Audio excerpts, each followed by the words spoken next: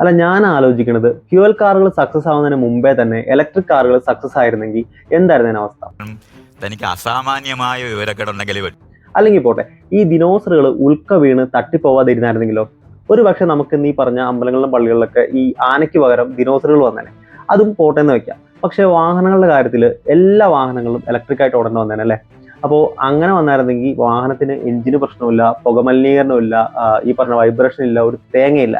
അപ്പോൾ ഒരു പോയിന്റിൽ ഈ ബാറ്ററി ഉൽപ്പാദിപ്പിക്കാൻ വേണ്ടി നമ്മൾ റോ മെറ്റീരിയൽസ് ഇതെല്ലാം എന്തായാലും എമിഷൻസ് ഉണ്ടാവും. അപ്പം ബാറ്ററി ഉൽപ്പാദനം ഭയങ്കരമായ അന്തരീക്ഷ മലിനീകരണം ഉണ്ടാക്കുമെന്ന് പറഞ്ഞ് നമ്മുടെ ഗവൺമെന്റ് അന്നും വന്നേനെ. അപ്പോൾ ഗവൺമെന്റ് അല്ലെങ്കിൽ ലോകത്തുള്ള എല്ലാ ഗവൺമെന്റുകളും അല്ലെങ്കിൽ എല്ലാ രാജ്യങ്ങളും ഈ പ്രശ്നങ്ങൾ ഉന്നയിച്ചുകൊണ്ട് വന്നേനെ. അപ്പോൾ അന്ന് എന്ത് തരത്തിലുള്ള പുതിയ ടെക്നോളജി ഇവർ കൊണ്ടുവരും എന്നാണ് ഞാൻ ആലോചിക്കുന്നത്.